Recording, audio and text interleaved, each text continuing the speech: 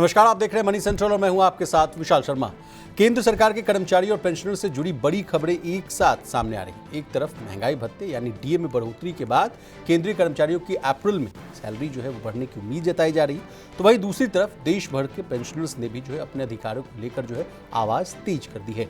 खबरें आ रही हैं कि प्रधानमंत्री नरेंद्र मोदी को ज्ञापन भेजा जा सकता है। क्या डिमांड की गई है, जानने और समझने की कोशिश करेंगे। पूरी चर्चा में शामिल होने के लिए हमारे साथ मौजूद है प्रवीण शर्मा सर आपका मनी सेंटर में बहुत स्वागत है। धन्यवाद विशाल। आज के शो में सबसे पहले बात करेंगे अप्रैल महीने में केंद्रीय कर्मचारियों को मिलने वाले बड़े तोहफे की। इसके बाद जो है चर्चा करेंगे जेपी एसोसिएट्स को लेकर मचे बवाल की। समझने की कोशिश करेंगे कि क्यों भिड़ रहे हैं अडानी और अनिल अग्रवाल, और अंतिम में चर्चा करेंगे बैंकिंग क्राइसिस की। तो चलिए बिना देर किए फटाफट करते हैं मनी सेंट्रल की शुरुआत। देश भर में इस समय जो है 8वें वेतन आयोग को लेकर जबरदस्त चर्चा हो रही है। केंद्रीय कर्मचारी और पेंशनर्स अपनी सैलरी और पेंशन बढ़ने की उम्मीद लगाए बैठे हैं, लेकिन इसी बीच देश भर के पेंशनर्स ने भी अपने अधिकारों को लेकर जो है आवाज बुलंद कर दी है। पूरा मामला है क्या सर? कहा जा रहा है कि प्रधानमंत्री साहब को ज्ञापन भेजा जाएगा।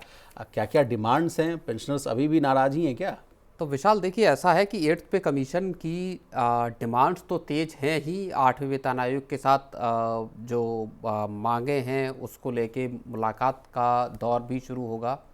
और एक जो बड़ी चीज़ है वो ये भी है यहाँ पे कि 31 तारीख को जी जो लोगों को सुझाव देने का, जो स्टेक होल्डर्स को सुझाव देने का पोर्टल खुला था, वो भी उसकी लास्ट डेट है। ठीक है सर। तो 8th पे कमीशन पर अपना अब आगे की कार्रवाई यहाँ से शुरू होते हुए हम देखेंगे जी। और इसी सिलसिले में अब जो कर्मचारी हैं, उन्होंने, जो पेंशनर्स हैं खास तौर पर, उन्होंने अब डिमांड कर दी कि साहब हमारी जो पेंशनर्स की जो डिमांड है उसको भी 8th पे कमीशन के जो TOR है उसमें रखा जाए।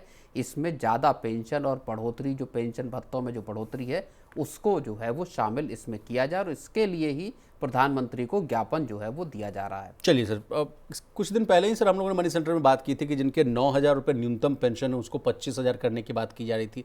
इसके अलावा सर एक और खबर हम लोगों ने की थी कि बैंकिंग एम्प्लॉयज़ जो है, सरकारी बैंक के जो रिटायर्ड कर्मचारी हैं, उन्होंने भी अपने बेसिक जो है पेंशन में उसमें रिवीजन की बात की थी। उसके बाद अब ये बात सामने आना, और इसमें कई मांगे जो है मिले जुले हैं सर। जैसे अगर मैं लिस्ट देख रहा हूँ, पेंशनर्स कह रहे हैं कि जो है कोविड के टाइम का जो 18 महीने का एरियर है अब वो जरा सा हमको सुनिश्चित कर दीजिए, दे दीजिए, क्योंकि अभी महंगाई बढ़ रही है, हम लोगों को खर्चा करने में दिक्कत हो रही है। फिर उसके बाद कहा जा रहा है कि अधिक उम्र पर जो है अतिरिक्त पेंशन की मांग की जा रही है सर। यात्रा में जो है रियायत जैसी मांगों को भी उठाया जा रहा है। तो ये सब एक वैल्यू एडिशन मुझे लगता है कि मांगों को लेकर किया जा रहा है। नहीं, बिल्कुल देखिए, अब और जो सुझाव मांगे गए थे 8th पे कमीशन ने, अब उसी में और उसके साथ जो ज्ञापन के लिए भी एक अलग पोर्टल दिया गया था, संभवतः अब ये ज्ञापन भी पेंशनर्स की तरफ से यहाँ पे जाता हुआ दिखाई देगा। लगभग 69 लाख जो है वो पेंशनर्स जो है वो केंद्र सरकार के हैं, और इसीलिए इनका पक्ष या पड़ला जो है वो यहाँ पे भारी दिखाई देता है। जी, कहा जा रहा है सर कि 65, 70 और 75 साल की उम्र पर जो है अतिरिक्त पेंशन जो है वो बढ़ाई जाए। हालांकि इसके पहले जहाँ तक मुझे समझ में आता है सर कि 80 के बाद जो है अधिक पेंशन जो है मिलती है। लेकिन इसी बीच चलिए सर आगे बढ़ते हैं, इसी कहानी का जो है फॉलोअप लेने की कोशिश करते हैं। सर कुछ दिन पहले हम लोगों ने मनी सेंटर में ये भी बात की थी कि बड़ी सौगात जल्दी मिलने वाली है।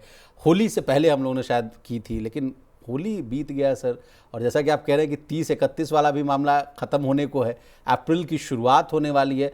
शुरुआत में कुछ खुशखबरी मिलेगी सर, कि या युद्ध की भेंट चढ़ जाएगी ये भी खुशखबरी? नहीं, माना ये जा रहा है, खबरें इस तरह की आ रही हैं कि सरकार जो है वो अप्रैल में, और कई खबरें इस बाबत आ चुकी हैं कि सरकार जो है वो अप्रैल में डीए में बढ़ोतरी का ऐलान कर सकती है जी। और इसके साथ ही जब अप्रैल की सैलरी आएगी तो उसमें बढ़ा हुआ डीए मिलेगा, और इसके साथ 3 महीने का आपको एरियर भी यहाँ पे केंद्र सरकार के कर्मचारियों को मिलेगा। जनवरी से लेकर मार्च तक का एरियर मिलेगा, और अप्रैल की सैलरी में बढ़ा हुआ डीए जो 58% अभी है, और उसको 2 या 3% बढ़ाने की बात ऐसी कही जा रही है कि इस तरह की उम्मीद है कि 2 या 3% का इजाफा हो सकता है। तो कुल मिला के बड़े तौर पर उम्मीद इस बात की है कि अप्रैल में केंद्र सरकार के कर्मचारियों को, या अप्रैल की सैलरी जब मई में आएगी तो उसमें केंद्र सरकार के कर्मचारियों को अच्छी खासी रकम हाथ लगेगी। जी, एक एरियर के साथ एक बड़ी सौगात सरकार देने की तैयारी में है। जी। चलिए सर, तब जब इतनी बात हो रही है सैलरी पेंशन को लेकर, तो लेटेस्ट अपडेट क्या है 8वें वेतन आयोग को लेकर? कुछ गाड़ी आगे बढ़ती हुई नजर आ रही है? कुछ मीटिंग हो रही है, या कुछ डेडलाइन? पहले तो हम लोग चर्चा भी करते थे 10 मार्च को अंतिम मीटिंग हो सकती है, इसके बाद का कोई फॉलोअप सर? नहीं देखिए, अब सबसे बड़ी चीज़ ये है कि कल जब इसका जो सुझाव देने का जो पोर्टल है उसकी कल लास्ट डेट है, उसके बाद मुझे लगता है कि अगले कुछ दिनों में जी। एक मीटिंग का या कुछ इस तरह का ऐलान होगा या 8th पे कमीशन की तरफ से आएगा कि कितने सुझाव उनको मिले हैं, क्या किया जाए। जो क्वेश्चनर्स हैं 18 जी। उनको लेके भी चीज़ें सामने आएंगी और एक जो ज्ञापन का भी जो पोर्टल है वहाँ पर भी चीज़ें, मुझे लगता है जल्दी ही अब 8वें वेतन आयोग की तरफ से कोई आधिकारिक घोषणा इस बारे में हो सकती है कि अब आगे की टाइमलाइन क्या होगी, किस तरह से काम बनेगा। लेकिन सर कर्मचारियों के एक वर्ग में ये बात जो है घर कर गई है कि देखिए अब जिस तरह से अभी जियो पॉलिटिकल टेंशन्स हो गया, रोज़ सरकार को ब्रीफिंग देनी पड़ती है कि भाई ऑयल गैस को लेकर क्या अपडेट है, तो इन सब वजहों की से क्या ये मामला कुछ डिरेल भी होता हुआ दिखेगा या नहीं? नहीं, मुझे लगता है कि देखिए 18 महीने का जो एक पूरा समय है। पीरियड दिया है और नवंबर से भी अगर आप मान लीजिए जब से जो TOR आए या जो आयोग का गठन हुआ, तो 18 महीने का पर्याप्त वक्त है। तब तक जो मिडल ईस्ट की लड़ाई है, बहुत हद तक उम्मीद इस बात की है कि अगले कुछ हफ्तों में लड़ाई रुक जाएगी अगर कोई बड़ा एस्केलेशन नहीं होता है तो अगर जंग रुकती है तो उसके 2-4 महीने अगर मान लीजिए कि इसके प्रभाव भी दिखाई देते हैं इकॉनमी पर, तो उसको मैनेज करने में 2-4-6 महीने का वक्त लगेगा भी, लेकिन मुझे लगता नहीं कि इसमें कोई डिले होना चाहिए। जी। अब प्रवीण सर विस्तार से जो वॉर पर जो है हम आगे भी कहानी में हम चर्चा करेंगे, लेकिन चलिए आगे बढ़ते हैं। देखिए जेपी ग्रुप के एसेट्स को लेकर जो है अब कॉरपोरेट का जो जंग है वो सुप्रीम कोर्ट पहुंच गई है। वेदांता लिमिटेड ने सुप्रीम कोर्ट ऑफ इंडिया में याचिका दाखिल कर अडानी ग्रुप के रेजोल्यूशन प्लान पर रोक लगाने की मांग की। देखिए ये कदम तब सामने आया जब NCLAT ने जो है पिछले हफ्ते वेदांता की याचिका खारिज कर दी थी। वेदांता का दावा है कि उसका ऑफर ज़्यादा वैल्यू वाला था, लेकिन इसके बावजूद लेनदारों ने, यानी जो COC जिसको आप समझते हैं क्रेडिटर ऑफ जो है इसको क्या बोलेंगे सर, COC को? Committee of creditors. जी, कमेटी ऑफ क्रेडिटर्स ने जो है अडानी ग्रुप के प्लान को मंजूरी दे दी। दरअसल देखिए दिवालिया हो चुके जेपी ग्रुप पर करीब 57,000 करोड़ का कर्ज बोली प्रक्रिया में अडानी ग्रुप ने जो है 14,535 करोड़ का ऑफर दिया, जिसमें 6,000 करोड़ का इंस्टेंट पेमेंट शामिल था। वहीं वेदांता ने पहले जो है 17,000 करोड़ और बाद में जो है इसको संशोधित करके जो है बोली 16,726 करोड़ की पेश की थी, जिसमें कहा गया था कि 6,563 करोड़ जो है हम लोग अपफ्रंटली दे देंगे। क्रेडिटर्स ने जो है अडानी का प्लान इसलिए चुना क्योंकि उनको लगा कि जल्दी जो है पेमेंट का फायदा उनको मिल जाएगा। लेकिन प्रवीण सर IBC नियमों के तहत, मैं चूंकि इस स्टोरी को डिटेल समझ रहा था, IBC नियमों के तहत जो है COC के फैसले को आमतौर पर जो है अंतिम फैसला माना जाता है, लेकिन अब नज़र जो है सुप्रीम कोर्ट पर है और आप पर है। आप इस पूरी कहानी को डिकोड कराइए, समझाइए पूरा मामला है क्या। नहीं देखिए, ये मामला कल असल में रविवार को सुर्खियों में आया और तब आया जब जो अनिल अग्रवाल हैं, जो वेदांता ग्रुप के चेयरमैन हैं, उन्होंने एक लंबा चौड़ा ट्वीट डाला। उन्होंने ट्वीट करके कहा, उन्होंने गीता का उसमें हवाला दिया, भगवत गीता में लिखा है, भागवत गीता में लिखा है कि आप कर्म कीजिए और फल की चिंता मत कीजिए। और उन्होंने कहा कि उन्होंने ये बात भी कही कि जो जेपी ग्रुप के जो चीफ थे, जो फाउंडर थे, उनकी उनसे कई बार बात हुई पहले की गौर साहब से, और उन्होंने उनको निजी चिट्ठी भी लिखी। वो जब लंदन आए थे तो उनसे मुलाकात भी की थी और निजी तौर पर उन्होंने चिट्ठी लिखकर उनसे कहा था कि मैं चाहता हूँ कि आपकी जो इंटीग्रिटी है, आपकी जो कारोबार करने का तौर तरीका है, उसमें मेरे ग्रुप के एसेट्स जो है वो आप लें। बोले तब वो चीज़ नहीं हो पाई, लेकिन जब बाद में मौका आया तो हमने उसके लिए बोली लगाई और उसमें हम जीत गए, लेकिन बाद में ये फैसला बदल दिया गया। तो इस तरह से उन्होंने एक तरह से अपना दर्द इस पूरे ट्वीट में बयान किया था कि साहब मैं किस तरह से वेदांता ग्रुप की बड़ी बोली होने के बावजूद अडानी ग्रुप को इस मामले में प्रेफरेंस दी गई और उनको जीता हुआ बताया गया जी। तो ये सब तब वहाँ से कहानी एकदम से सुर्खियों में आ गई और तमाम जो है वो जो मीडिया उसमें उनका ट्वीट और फिर पूरा का पूरा जेपी एसेट्स की क्या कहानी हुई, किस तरह से वेदांता ग्रुप के हाथ से निकलकर और अडानी ग्रुप को ये कंपनी के पूरे असेट्स जो है वो मिलते हुए दिखाई दिए जी। लंबा चौड़ा लैंड बैंक है यमुना एक्सप्रेसवे के दोनों तरफ, जो जेपी ग्रुप के बिल्कुल जो रेजिडेंशियल प्रोजेक्ट्स हैं वो हैं, बड़ा असेट बैंक है विशाल। जी। और अडानी ग्रुप चूंकि पूरा का पूरा रियल एस्टेट से लेके इंफ्रास्ट्रक्चर डेवलपमेंट तक के धंधे में शामिल है, इसलिए जब इस जो डील के उनके हाथ में जाने की बात कही तो इसको अडानी ग्रुप की एक बड़ी जीत माना गया, क्योंकि नॉर्थ इंडिया में एक बड़ा प्रोजेक्ट, और देखिए उसी आपका 28 तारीख को अभी जो जेवर पे नोएडा इंटरनेशनल एयरपोर्ट बना उसका प्रधानमंत्री ने इनॉग्रेशन किया है जी। अगले महीने, मतलब अप्रैल के आखिर से माना ये जा रहा है कि फ्लाइट शुरू हो जाएंगी जी। तो अब पूरी की पूरी लड़ाई अनिल अग्रवाल और अब तक इस तरह की दो बड़े कॉरपोरेट घरानों के बीच में इस तरह की खुल के जो रार जो है वो दिखाई नहीं देती थी।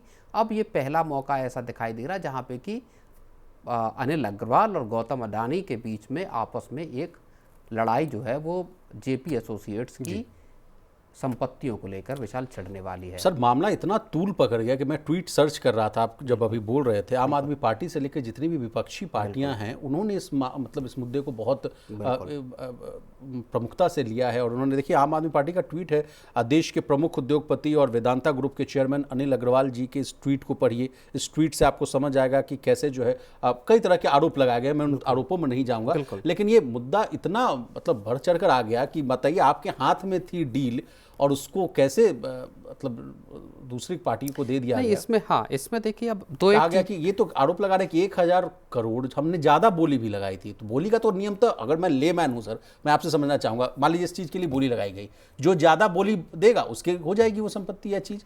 बिल्कुल। अब देखिए इसमें 2-3 चीज़ें हैं विशाल, प्लीज बताइए, अंदर की बात टेक्निकलिटीज आप ही समझा पाइएगा। देखिए एक तो जेपी ग्रुप पे 57,000 करोड़ रुपए के लगभग का कर्ज था, और उसके बाद जब वो आईबीसी में गई तो फिर उसके बाद पिछले साल जून में जो है इसको बोली लगाने की बात आई। अब अडानी ग्रुप ने जो है वो बोली लगाई थी 14,535 करोड़ की, और 6,000 करोड़ का, दोनों चीज़ों को आप समझने की कोशिश करते हैं। 14,535 करोड़ की बोली लगाई, 6,000 करोड़ रुपए अडानी ग्रुप ने कहा कि हम अपफ्रंट देंगे, तुरंत जैसे ही अगर हमको बोली मिलती है, जीत हासिल होती है, हम 6,000 करोड़ रुपए बैंकों को सीधा सीधा देंगे। उसके बाद का जो पैसा बचेगा वो पूरा का पूरा पैसा हम 2 से 3 साल के भीतर जमा करेंगे। ठीक है। ठीक। वेदांता ग्रुप ने लगाई 17,000 करोड़ की बोली, कहा 4,000 करोड़ रुपए हम देंगे अपफ्रंट, और बाकी का पैसा हम जो है वो 6 साल में चुकाएंगे। अच्छा। तो अब यहाँ एक चीज पैदा ये हुई कि जो बैंकों की तरफ से कहा जा रहा है, और जो बहुत सारे लोगों ने इस बारे में बात कही, बैंकों को ज्यादा भरोसेमंद डील जो लगी वो अडानी ग्रुप की लगी। बैंकों को ये लगा कि यार एक तो हमको अपफ्रंट पैसा ज्यादा मिल रहा है, जैसे वहाँ 4,000 मिला, यहाँ 6,000 मिला, यहाँ 6,000। अब भले आपकी जो आप अमाउंट दे रहे हैं वो 2-3 हज़ार करोड़ रुपए ज़्यादा है, लेकिन हमको पैसे मिलने की वायबिलिटी अडानी ग्रुप में ज़्यादा दिखाई दे रही, फाइनेंशियली स्ट्रॉन्ग कंपनी हो या जो भी तमाम चीज़ें, ऐसा कहा गया।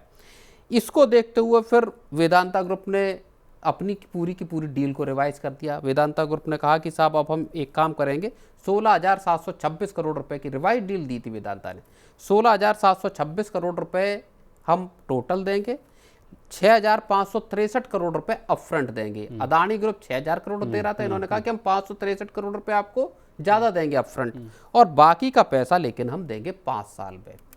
तो जब ये रिवाइज्ड ऑफर आया और उसमें जब ये 5 साल में देने की बात है, इसको लेके एक बात ये फिर अब जो कमेटी ऑफ क्रेडिटर्स है, जो बैंक जो हैं, वो किस आधार पे इस चीज़ का फैसला कर रहे हैं कि साहब कौन सा ग्रुप ज़्यादा पैसा या पैसा दे पाने में ज़्यादा सक्षम है, किसकी डील ज़्यादा बड़ी है। उनको लगा कि अडानी ग्रुप भले कम अमाउंट दे रहा, लेकिन यहाँ से पैसे की रिकवरी जो है वो होती हुई सुनिश्चित है जी। लेकिन अब अग्रवाल साहब का कहना है कि साहब ऐसा कैसे कि हम पैसा नहीं दे सकते, जब मैं डील दे रहा हूं आपको तो जाहिर तौर पर मेरे पास पैसे का इंतजाम होगा, और अगर नहीं दे पाएंगे तो 6,500 करोड़ रुपए तो उनका बैंकों के पास आ ही रहा है।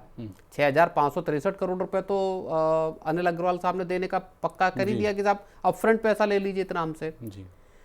तो बड़ी सिचुएशन जो है वो कॉम्प्लेक्स है, और इसी चीज़ को लेके अब वो सुप्रीम कोर्ट चले गए। जाहिर तौर पर मामला अब यहाँ पे अगले 2-3 हफ्ते के भीतर सुनवाई भी होगी जी। अब सारी बातों के लबुलुआब जो है मैं समझ पा रहा हूँ कितनी रार जो मच रही थी। एक तो वही है, बता रहे हैं कि लैंड बैंक बहुत ज़्यादा है, बिल्कुल जेपी ग्रीन्स है, अच्छी खासी चीज़ें हैं, ये चाह रहे होंगे कि ले लें इसको रीडेवलप करें। ये मामला वैसे उठता भी नहीं, जब तक वो अनिल जो अग्रवाल ने पोस्ट नहीं किया। नहीं, अनिल अग्रवाल के पोस्टिंग का मामला नहीं है। ये मामला असल में इसलिए बड़ा हो गया है, ल्यूक्रेटिव इसलिए हो गया है क्योंकि पिछले अगर आप 5-6 सालों में देखेंगे तो यूपी की स्थितियां बहुत बदली हैं। लॉ एंड ऑर्डर को देख लीजिए या नोएडा के पूरे डेवलपमेंट को देख लीजिए। तो जिस हिसाब से हाईवेज बने हैं, जिस हिसाब से कंपनियों का आना आप अगर देखेंगे पूरे नोएडा कम से कम इस एरिया में यमुना एक्सप्रेसवे तक, नई चिप मैन्युफैक्चरर से लेके ईवी मैन्युफैक्चरर से लेके रामदेव का बहुत बड़ा पार्क है, फिल्म सिटी बन रही है। तो इस पूरे इलाके को डेटा सेंटर्स हैं, फिर महंगे रेजिडेंशियल, गुड़गांव की तर्ज पर अब नोएडा का रेजिडेंशियल मार्केट या प्रॉपर्टी मार्केट उस हिसाब से चल रहा है। गुलशन की एक बहुत बड़ी डील अभी हाल में हुई ताज के साथ कोलैबोरेशन, IHCL के साथ, जहाँ पे सर्विस डिपार्टमेंट है, 35-35 करोड़ रुपए की उनकी कीमत अभी है। जब आप प्री लॉन्चिंग में आप एक तरह से उसको कर रहे हैं, माना ये जा रहा है कि 50-60 करोड़ रुपए के हो जाएंगे जब ये लॉन्च हो जाएंगे।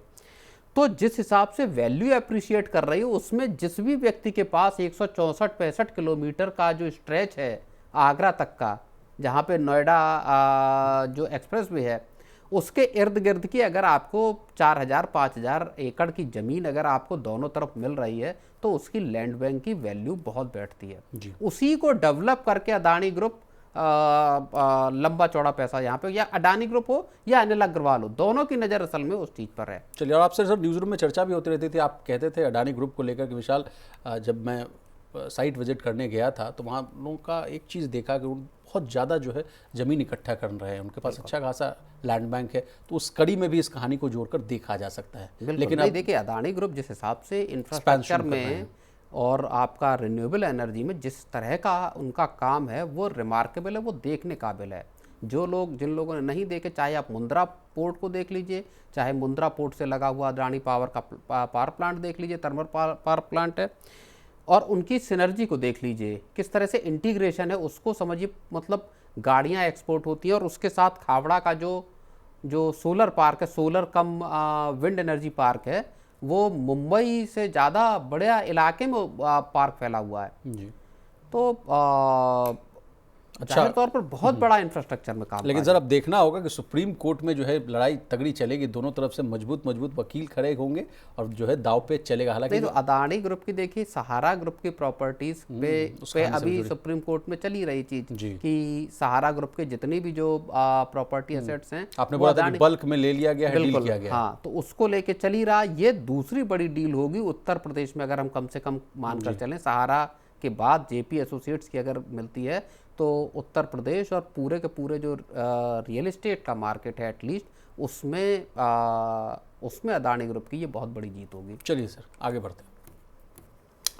पिछले कुछ दिनों में बैंकिंग सेक्टर से जुड़ी घटनाओं ने जो है सरकारों और सरकारी संस्थाओं को जो है सतर्क कर दिया। पहले हरियाणा में IDFC फर्स्ट बैंक की चंडीगढ़ ब्रांच से जो है जुड़े जो करीब 590 करोड़ रुपए के संदिग्ध जो है लेन देन का मामला सामने आया था, जिसमें कुछ कर्मचारियों पर सरकारी खातों में जो है गड़बड़ी करने का आरोप लगा। इसके तुरंत बाद पंचकुला नगर निगम की फिक्स डिपॉजिट से जुड़ा लगभग जो है 145 से 160 करोड़ रुपए का विवाद सामने आया, जिसमें कोटक महिंद्रा बैंक के ब्रांच के अधिकारियों की भूमिका की जो है जांच शुरू हुई और कई गिरफ्तारियां भी हुई।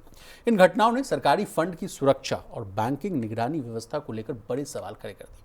इन्हीं घटनाओं की पृष्ठभूमि में अब एक और दिलचस्प मामला जो है सामने आ गया है। मध्य प्रदेश सरकार ने अचानक बैंक ऑफ बड़ौदा को सरकारी लेन देन से प्रतिबंधित करने का फैसला किया। लेकिन ताज़ा अपडेट ये है प्रवीण सर कि फैसला जो है 24 घंटे के भीतर ही वापस ले लिया गया। यानी जिस बैंक पर सरकारी कामकाज रोकने का आदेश जारी हुआ उसी पर लगे प्रतिबंध को अगले ही दिन हटा लिया गया। अब चूंकि कंटिन्यूटी को समझने की कोशिश करेंगे सर, लगातार हम लोग कह रहे हैं कि इंडियन बैंकिंग सिस्टम पर जो है कई तरह के सवाल उठ रहे हैं। ये मैं मार्केट एक्सपर्ट से भी जब चर्चा करता हूँ, और आज का अगर आपको निफ्टी बैंक का हालात दे दूँ तो सर 2-2 3-3 हज़ार पॉइंट नीचे गिरकर बंद हुए और निफ्टी बैंक इंडेक्स में 14 के 14 बैंक सर 14 के 14 बैंकों में जो है लाल निशान में कारोबार हो, क्योंकि सेंटीमेंट खराब हो गया। Over to you. बिल्कुल, बैंकिंग सेक्टर का हाल जो है वो चाहे आप मार्केट के लिहाज से देख लीजिए, स्टॉक मार्केट के लिहाज से देख लीजिए, वहाँ तो गड़बड़ है ही। लेकिन अगर आप प्रेजेंट्स उनकी देखेंगे, अगर आप भौतिक स्थिति देखेंगे, ज़मीन पर चीज़ों को देखेंगे, तो वहाँ पर भी पिछले 1-1.25 महीने में ही एक के बाद एक ऐसी खबरें आई हैं जिन्होंने बैंकिंग सेक्टर को लेकर कई तरह के सवाल खड़े किए हैं। जी। सबसे बड़ा मसला आप समझिए HDFC बैंक का आया, जिसको हम अभी मार्च के मिड से देख रहे हैं, और अब बिल्कुल लेटेस्ट कड़ी में आपका जो है वो बैंक ऑफ बड़ौदा का, जो कि सरकारी सेक्टर का बैंक है, जिसको लेके 1751 करोड़ रुपए की जो सरकार के फंड ट्रांसफ़र की डिमांड थी, उसको पूरा न कर पाने का कथित तौर पर मामला था, जिसको लेके सरकार ने आदेश जारी कर दिया। सभी विभागों को, सभी मंत्रालय को कह दिया कि बैंक ऑफ बड़ौदा को आप किसी भी सरकारी कामकाज में शामिल नहीं करेंगे। खाते और जो बाकी के फंड हैं वो सब डिपॉजिट करना, इस तरह की चीज़ों से बाहर रखा जाएगा बैंक ऑफ बड़ौदा को। ये ठीक उस तरह का मामला है जब एक राज्य में अभी इसी तरह के मामले 2-3 बैंकों को लेके सामने आए। आपका देखिए हरियाणा का मामला आया, जिसमें सरकार के पैसे के साथ छेड़छाड़ या हेरा फेरी करने की कोशिश की गई, जिसमें आपका IDFC फर्स्ट बैंक का नाम आया, फिर कोटक 590 करोड़ का आई थिंक था IDFC फर्स्ट बैंक का, 160 करोड़ का कोटक का था। AU स्मॉल फाइनेंस बैंक का मामला आया, और आज तो खबर ये भी है कि कोटक बैंक और AU स्मॉल फाइनेंस बैंक की ब्रांचेस के बाहर सिक्योरिटी तैनात की सरकार की तरफ से की गई। तो इस तरह की भी खबरें आई। तो बैंक ऑफ बड़ौदा ने बाद में, उनके अधिकारी जो है उन्होंने सरकार के साथ बातचीत की, उनको जाके पूरा का पूरा मामला या स्थितियों का हवाला दिया, और उसके बाद सरकार ने आनन फानन में 24 घंटे के भीतर अपने इस आदेश को वापस लिया। लेकिन स्ट्रक्चरल जो सवाल है जी, बैंकों को लेके, क्या बैंक सरकार के पैसे को ही सुरक्षित नहीं रख पा रहे, सरकार को ही भरोसे में अगर नहीं ले पा रहे, चाहे प्राइवेट बैंक हो चाहे सरकारी बैंकों में चाहे, तो आम आदमी के पैसे, आम आदमी की जो डिपॉजिट्स हैं, FDs हैं, उनको किस तरह से सुरक्षित रखेंगे, ये यहाँ पे सवाल विचार पैदा होता है। देखिए हम लोग सर कई बार मनी सेंटर में इस बात को डिस्कस करते थे कि प्रवीण सर, डिपॉजिट इंश्योरेंस की जो लिमिट है उसको बढ़ाए सरकार, 5 लाख से उसको बढ़ाए, ताकि जो हमारा पैसा सुरक्षित रहे। लेकिन इन सब कहानी की तरह जब सरकारी पैसा ही सुरक्षित नहीं है तो हमारा, आपका सही बात आप कह रहे हैं, अगर डूब जाए तो 5 लाख भी मिल जाए तो गनीमत है। लेकिन सर इसी बीच 2-3 खबरें और हैं इस पूरी कहानी के जड़ में। एक तो है सर, आपने अभी जस्ट वो जो है पोस्ट की हम लोग के जो है ऑफिशियल व्हाट्सएप में, कि HDFC बैंक के जो अतानु चक्रवर्ती साहब हैं, उन्होंने जो है कुछ बातें कही हैं आफ्टर हिज रेजिग्नेशन। वो क्या अपडेट है वो भी हम आपसे समझेंगे। बिल्कुल, ये बहुत बड़ा मामला जो HDFC बैंक का ऑनगोइंग जो सागा चल रहा है, पूरी क्राइसिस चल रही है, जिस पे सेबी की भी नज़र है, जिस पे रिजर्व बैंक की भी नज़र है, उसमें अब HDFC बैंक के जो जिन्होंने रिज़ाइन किया पार्ट टाइम चेयरमैन अतानु चक्रवर्ती, उन्होंने पहली बार कोई बयान दिया है। उन्होंने कहा है, इनकॉन्ग्रेंस की उन्होंने बात की है कि जिस तरह की चीज़ें बोले, आपको पता है कि मैंने इस्तीफ़ा क्यों दिया, जिस तरह की इनकन्सिस्टेंसी कुछ मामलों का साफ तौर पर जिक्र उन्होंने 81 बॉन्ड्स में की मिस सेलिंग का जो है वो यहाँ पर संकेत दिया है कि किस तरह की। हालांकि उन्होंने ये भी कहा है कि चूँकि सारी चीज़ें बोर्ड की जो मीटिंग जो मिनट्स हैं वो चूँकि सारा गोपनीय, इसके लिए उसका हवाला नहीं दे सकते, लेकिन सीधे तौर पर बात जो 81 बॉन्ड्स में जिस तरह की मिस सेलिंग हुई, 2018 का जो मामला था उसमें जाकर अब जाके लगभग 1 दर्जन एग्जीक्यूटिव्स को बैंक ने निकाला है। 1 दर्जन आज में जो खबर, 3 की खबर हम बिल्कुल, इनिशियली 3 लोगों की खबर आ रही थी, अब आकर खबर आ रही है, ये जो मैं ET की कहानी पढ़ रहा था, कि लगभग 1 दर्जन लोगों को यहाँ बैंक को निकालना पड़ा है। तो इसका मतलब वो अच्छा, इसी चीज़ को लेके सेबी के चीफ ने बात कही थी कि आप साहब कोई बयान देते हैं तो जो इंडिपेंडेंट डायरेक्टर्स हैं उनको बहुत रिस्पॉन्सिबल होना पड़ेगा, इन हाउस मीटिंग कीजिए, वहाँ बात रखिए अपना, और कोई भी बयान दे रहे हैं तो वो वेग बयान ना हो। उन्होंने साफ तौर पे कहा कि ये जो संकेत है ये है। और दूसरी बड़ी बात, उन्होंने कहा कि इंडिपेंडेंट डायरेक्टर का रोल केवल परफॉर्मेंस मैट्रिक्स को चेक करना या वहाँ पर काम करना नहीं है। इंडिपेंडेंट डायरेक्टर का काम ये भी है कि वो ये देखे कि डिपॉजिटर्स का पैसा कैसे सुरक्षित रहेगा, वो ये भी देखे कि ट्रांसपेरेंसी बैंक के कामकाज में कैसे इंश्योर की जा सकती है। तो आप केवल परफॉर्मेंस देखना या मार्केटिंग करना या चीज़ों को बेचने का काम नहीं है, बल्कि आप ये भी देखेंगे कि डिपॉजिटर्स का और स्टेक होल्डर्स का के हित कैसे यहाँ पे सुरक्षित रह सकते। तो बहुत बड़ा ये बयान है ठीक पहले जबकि ये मामला चल रहा है, और उसमें RBI ने बाकायदे HDFC बैंक से 17 और 18 मार्च को जो बैठक हुई है बोर्ड की, उसमें क्या घटनाएं हुई, क्या बात हुई, उसकी ऑडियो वीडियो रिकॉर्डिंग और मीटिंग के मिनट्स जो है वो अपने पास मंगाए हैं। चलिए सर, अब ये तो एचडीएफसी वाला मामला हम लोगों ने समझ लिया। कोटक बैंक को भी लेकर एक रिपोर्ट है सर। जी बिजनेस की खबर है, कहा जा रहा है कि कोटक बैंक का जो 150 करोड़ के एफडी वाला जो मामला था उसमें ईडी की एंट्री हो सकती है। इन्फोर्समेंट डायरेक्टरेट जो है वो एंट्री ले सकता है और मामले की तह तक जानकारी लेगा, समझने की कोशिश करेगा। ये कितना निगेटिव है बॉस कोटक महिंद्रा बैंक के लिए? नहीं, देखिए, बैंकों के कर्मचारी असल में कुछ कर्मचारी कुछ ब्रांचेस के जुड़े, जैसे आईडीएफसी फर्स्ट बैंक में भी ये कहा गया कि ब्रांच के कुछ लोग जो है वो शामिल हैं, उन्होंने गड़बड़ियाँ की, इस तरह की खातों में एंट्री दिखाई लेकिन खातों में पैसा नहीं था। यही हाल यहाँ पे हुआ कोटक बैंक में। जैसा कहा जाता है, जिस तरह के आरोप हैं कि साहब आपके एफडी तो हुई लेकिन जो है वहाँ ना पैसा था ना एफडी हुई, सब कुछ फर्जी, सब कुछ नकली था। रकम को ट्रांसफ़र भी दिखा दिया, सिग्नेचर और ठप्पा मार कर भी दे दिया आपने सरकार को कि ये देखिए हमने ट्रांसफ़र कर दिया। ये साहस है। हाँ बिल्कुल, कि साहब आप अपना खाता क्या चेक नहीं करेंगे, खाते में क्या पता नहीं चलेगा, 2 दिन आप इस चीज़ को छुपा लेंगे, तीसरे दिन तो ये चोरी पकड़ी जानी थी। तो किस तरह का जो है वो रैम्पेंट, मैं कहूँगा करप्शन और रैम्पेंट बिल्कुल लापरवाही की मतलब जो हद है उसको हम ये मान के चलते हैं। जब आप देखिए, बड़ा सवाल यहाँ से विशाल एक ही पैदा होता है कि जब आप सरकार, जो कि जिसके सरकार के 100 हाथ होते हैं, जिसके पास पुलिस है, पूरा मैकेनिज्म है जो एक झटके में आपको पूरे के पूरे अपने सिस्टम से बाहर कर सकती है, जब आप उसके साथ इस तरह का व्यवहार कर सकते हैं, उसके पैसे के साथ छेड़खानी कर सकते हैं, खिलवाड़ कर सकते हैं, तो आम आदमी के लाख 50,000 70,000 रुपए का क्या फर्क पड़ता है?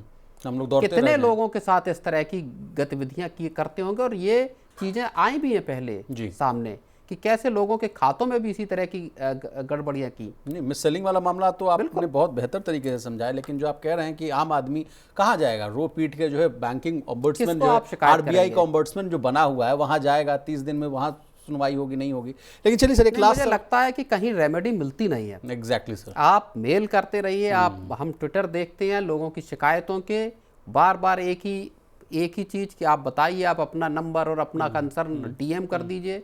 डीएम कर दिया, उसके बाद फिर बैठे हैं। किसी तरह का एक्चुअल ज़मीनी रेमेडी नहीं है। सोशल मीडिया पे या लिख कर दिखाने के लिए है ये है कि साहब हमारे यहाँ देखिए पूरा का पूरा ग्रीवेंस रिट्रेसल मैकेनिज्म बना हुआ है, आरबीआई ने भी बना दिया है, लेकिन क्या वाकई में इनका समस्याओं का निस्तारण क्या वाकई में होता है? ये एक बहुत बड़ा प्रश्न चिन्ह है।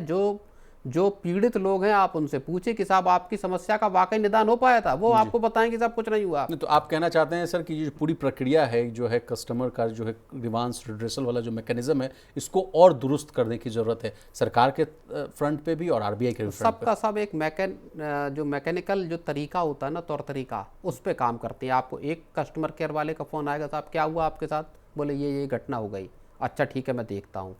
फिर अगले 2-4 घंटे बाद, या अगर आपने फिर उसको रेस किया, एस्केलेट किया, तो फिर दूसरे बंदे का, अच्छा सर बताइए, दोबारा बताइए पूरी घटना, क्या घटना हुई। आप जो है वो कई दिन आपके बार बार एक ही चीज़ को बताने में लग जाएंगे, घटना बताने में लग जाएंगे। फिर अच्छा ठीक है, मैं टिकट रेस कर रहा हूँ, यही होता रहता है। सर, एक लास्ट सवाल मैं आपसे पूछना चाहूँगा सर, पूरी कहानी का अगर मैं क्रक्स देखूँ तो सब में आया सरकारी पैसे का जो है दुरुपयोग किया गया। इन लोगों को समझ नहीं आता है क्या कि सबसे ज़्यादा मोटा पैसा जो है सरकार की तरफ से ही आता है? मान लीजिए सरकारी खातों को आप ऑपरेट कर रहे हैं तो वहीं से भाई आपको बल्क में 1,000 करोड़, 2,000 करोड़, 10,000 करोड़, 20,000 करोड़, 1 लाख करोड़ रुपए मिलेगा। यही दुस्साहस है, यही यहाँ से सबसे ज़्यादा बिजनेस आ रहा है। वो देखिए, ब्रांच के या मान लीजिए उससे थोड़े और ऊपर लेवल के जो सीनियर लोग हैं, उनको इस चीज़ की का अंदाज़ा ही नहीं होता है, या उनको इस बात से फ़र्क नहीं पड़ता कि बैंक की या किसी और संस्थान की सेहत पर क्या फ़र्क पड़ेगा उनकी इन कारगुजारियों का। इसलिए वो तसल्ली से अपना काम करते हैं, अपनी जेबें भरते हैं, और बैंक की तरफ से भी या जो दूसरे संस्थान भी हैं उनकी तरफ से सीधी चीज़ें ये होती कि भैया आप बिजनेस लेकर आओ।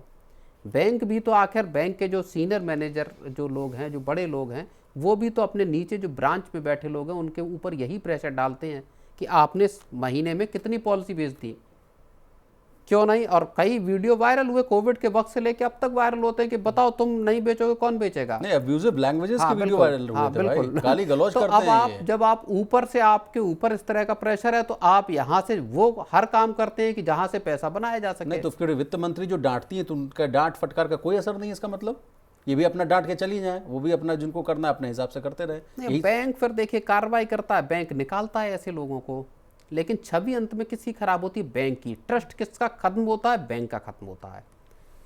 चलिए सर आगे बढ़ते हैं। भारत की अर्थव्यवस्था जो है फिलहाल मजबूत रफ्तार से आगे बढ़ती हुई दिख रही है और इसकी सबसे बड़ी वजह है देश के भीतर बढ़ती खपत और कंजम्पशन जो आप समझते हैं, और मजबूत जो है घरेलू डिमांड। लेकिन इस मजबूती के बीच एक नया खतरा भी मंडराने लगा है। Global investment bank Morgan Stanley की ताज़ा रिपोर्ट में कहा गया कि जहां एक तरफ भारत की अर्थव्यवस्था को घरेलू मांग का सहारा मिल रहा है, वहीं दूसरी तरफ मिडिल ईस्ट में बढ़ता जियोपॉलिटिकल टेंशंस आने वाले समय में बड़ा आर्थिक जोखिम जो है पैदा कर सकता है। अगर इस संकट की वजह से कच्चे तेल की कीमतें तेजी से बढ़ती हैं तो भारत के सामने महंगाई बढ़ने और आर्थिक विकास की रफ्तार धीमी पड़ने जैसी चुनौतियां जो है खड़ी हो सकती हैं।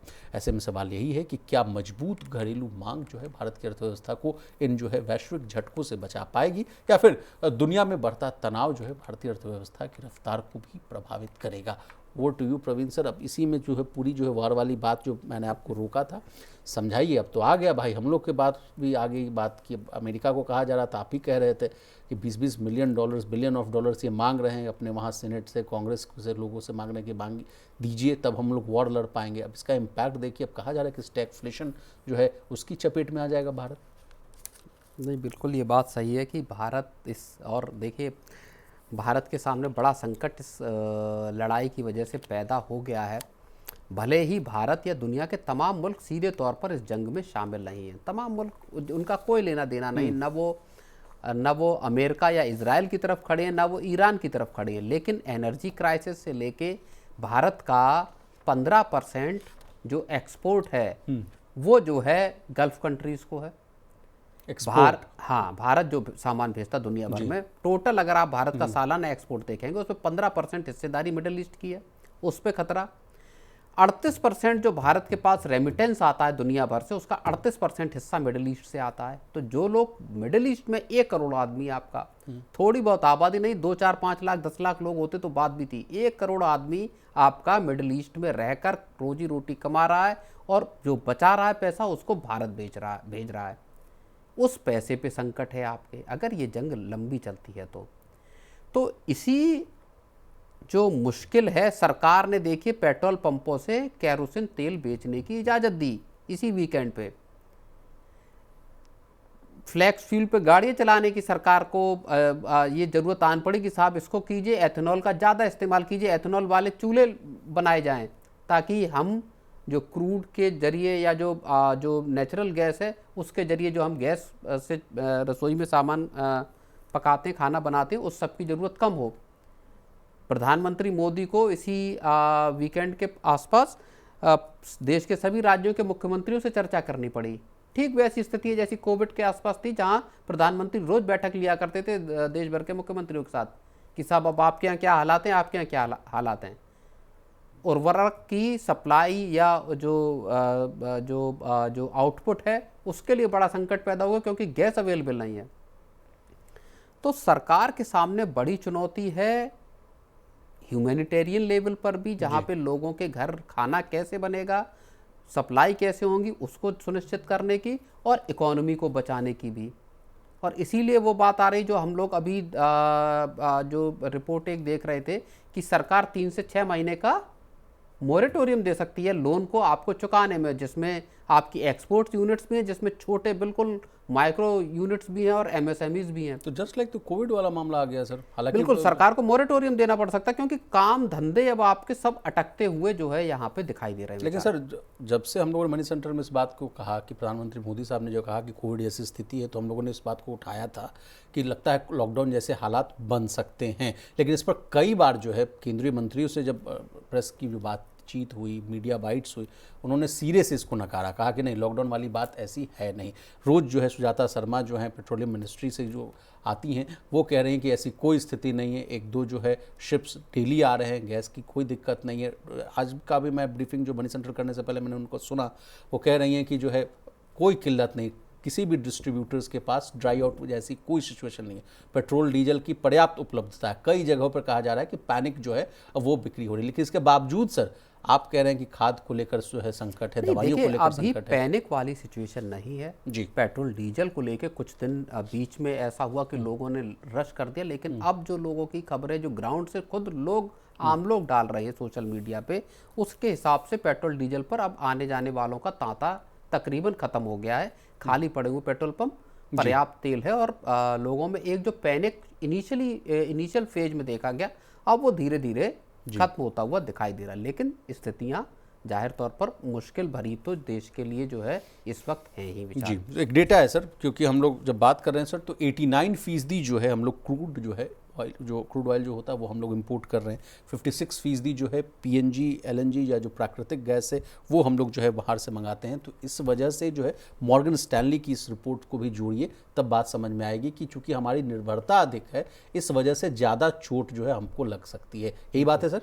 बिल्कुल ये बात है। और सीधे तौर पर जो आपका बड़ा जो चंक है आपकी सप्लाईज का, एनर्जी सप्लाईज का, वो आपका स्ट्रेट ऑफ हॉर्मुज से आता है। चलिए, वो अड़ंगा अभी खत्म नहीं हुआ है विशाल। चलिए अंतिम में आपसे मैं सवाल पूछूंगी, what is the latest update about war. लेकिन स्टैगफ्लेशन सब बार बार आ रहा है सर मॉर्गन स्टैनली की इस रिपोर्ट में, ये क्या होता है सर? अगर ये आ गई तो ये इसमें क्या होगा? नहीं, देखिए, मॉर्गन स्टैनली ने अपनी रिपोर्ट में 2-3 बड़ी बातें कही हैं। एक बात ये कही कि भारत की कंपनियों की जो ग्रोथ है, अर्निंग्स हैं, वो स्टीडी बनी हुई है, इकोनॉमी रेजिलिएंट बनी हुई है, यानी मजबूती से टिकी हुई है जी। मैं बिल्कुल पॉइंटर बता रहा हूँ, Exactly. इनके एक्सप्लेनेशन में नहीं जा रहा हूँ। हाई फ्रीक्वेंसी इंडिकेटर जो है इकोनॉमी के, जीएसटी बिल हो गया, जीएसटी बिल का जो है, ई वे बिल हो गए, कार सेल्स हो गए आपके, या एफएमसीजी की सेल्स हो गई, इस तरह के जो आंकड़े हैं ये लगातार मजबूत बने हुए हैं और ये बता रहे हैं कि इकोनॉमी की रफ्तार अच्छी है, भारत अच्छा परफॉर्म कर रहा है। और ख़ास तौर पे अभी जब हम फरवरी की शुरुआत में मॉनेटरी पॉलिसी की बैठक हुई थी जी। तो उसमें भी जो ग्रोथ के आंकड़े थे उसको अपवर्ड रिवाइज विशाल किया गया था कि भारत जो है 7% से ज़्यादा की ग्रोथ रेट जो है हासिल करेगा इस साल भी और अगले साल के लिए भी अच्छे, और महंगाई के नीचे के स्तर पर रहने की बात कही गई थी। अब एक महीने में यानी 28 फरवरी को लड़ाई चालू हुई और आज 30 मार्च है। आप समझिए कि लगभग एक महीना, एक दिन, 2 दिन जो है हुए हैं। इस पूरे एक महीने के भीतर पूरी दुनिया इस तरफ से उस तरफ पलट गई है। पूरे के पूरे आर्थिक जो आंकड़े थे वो सब के सब उलट पुलट होते हुए दिखाई दे रहे हैं और पूरी दुनिया की सप्लाई लाइंस जो हैं उस पर खतरा मंडरा रहा है। और इसी बात के लिए फिर जिक्र मॉर्गन स्टैनली ने किया है कि साहब अब आपको भारत को मजबूत आर्थिक स्थिति होने के बावजूद एक स्टैगफ्लेशन का सामना करना पड़ सकता है। स्टैगफ्लेशन का मतलब ये हुआ कि आपकी ग्रोथ रहेगी नीची और महंगाई दर रहेगी ऊंची, तो इन्फ्लेशन बढ़ सकता है। सरकार ने, जैसा मैं केरोसिन की बता रहा हूँ, सरकार ने पहली बार पीडीएस में केरोसिन देने की बात करी। आपको अरसा हो गया होगा ये सुने कि अब गांव देहात में भी कहीं केरोसिन तेल की या मिट्टी के तेल की, चीनी का दौर देखा था हम लोग पूर्वजों से, सुना था कि पीडीएस के जरिए जो है बिल्कुल मिट्टी का तेल तो कतई सिस्टम से ही बाहर हो गया था, किसी गांव देहात में कहीं आपको नहीं मिलेगा। क्या है सर, अब स्टोव में हम लोग फिर से किरासन तेल डाल के फिर खाना बनाएंगे? इसका मतलब यह है कि सरकार अब गांव देहात और इन इलाकों में लोगों को एक अतिरिक्त विकल्प देना चाहती है कि साहब अगर आपके पास रसोई गैस का, देखिए लंबी चौड़े अमाउंट में करोड़ों की तादाद में सरकार ने उज्ज्वला योजना के तहत गैस सिलेंडर बांटे, गैस कनेक्शन दिए। सरकार का पूरा फोकस था कि पूरा का पूरा जो धुएं में खाना बनाने का चलन है इसको खत्म किया जाए, सिलेंडर दिए जाए, सब्सिडाइज उस पर दिए। 50-60 हज़ार करोड़ रुपए का सब्सिडी बर्डन उज्ज्वला योजना का है। लेकिन अब हालात ऐसे हैं कि सरकार ने कहा कि नहीं साहब, अगर आपके पास सिलेंडर नहीं है, सिलेंडर की उपलब्धता नहीं हो पा रही है, तो आपके पास खाना बनाने के लिए चाहे स्टोव इस तरह का जो मिट्टी के तेल से चलने वाला, या आप लकड़ियों में भी के जरिए, चूल्हे के जरिए बनाना चाहते तो भी ईंधन के तौर पर उसमें आप मिट्टी के तेल का इस्तेमाल कर पाएँ, तो सरकार उसकी एक विकल्प आपको दे रही है जब तक कि ये व्यवस्था आपकी सप्लाई चेन दुरुस्त नहीं होती। लेकिन सर यही से अगला सवाल और अंतिम सवाल आपसे मैं पूछूंगा कि व्यवस्था जो है ये कब दुरुस्त होती हुई दिखेगी? ताज़ा अपडेट क्या? आज भी मेरी बात हो रही थी मार्केट एक्सपर्ट से, वो तो कह रहे हैं कि मिड ऑफ अप्रैल तक विशाल कोशिश की जा रही है कि चीज़ें जो हैं ऑन ट्रैक आ जाएं, लेकिन आपका क्या अपडेट है सर? नहीं, मुझे लगता है कि देखिए बहुत बड़ी उम्मीद इस बात की है कि लड़ाई रुकनी चाहिए। अमेरिका असल में इस लड़ाई में विशाल ज़्यादा मजबूर होता हुआ दिख रहा है। यहाँ भले अमेरिका ने अपने लगभग 35,000 जो सैनिक हैं 3500 सैनिक हैं जो है उनको मिडल ईस्ट में भेजा है, अपनी बिल्डअप मिलिट्री की कर रहा है। खार्ग आइलैंड पर कह रहा है सर कि कब्जा कर लो। वो देखिए मुझे ऐसा लगता है विशाल, और मैं अभी अब इस बात की उम्मीद को लेके बहुत चल रहा हूँ कि जल्दी ही यहाँ पे एक सीज फायर हो सकता है। एक 15 सूत्री जो पॉइंट जो हैं वो ईरान ने भेजे हैं, जिनके जरिए अमेरिका को कि इन पॉइंट्स पर बात होनी चाहिए, इनका समाधान होगा तो हम जो है सीज फायर कर सकते हैं, युद्ध को रोक सकते हैं जी। अमेरिका भी ये चाहता है कि किसी तरह इस लड़ाई से एग्जिट होने का तरीका मिले, लड़ाई जो है वो बंद हो और ईरान जो है वो स्ट्रेट ऑफ हॉर्मुज को खोले। पाकिस्तान में सऊदी अरब, आपके इजिप्ट और तुर्की, इनके जो फॉरेन मिनिस्टर्स हैं वो पहुँचे और पाकिस्तान की मध्यस्थता में ये एक जो मीडिएशन की प्रोसेस वहाँ से शुरू हुई और उसके बाद पाकिस्तान ये कह रहा है कि हम सब अमेरिका और ईरान दोनों को एक साथ बिठा के भी बात करने में हम उनको भी होस्ट करेंगे, उस चीज़ की मदद करेंगे।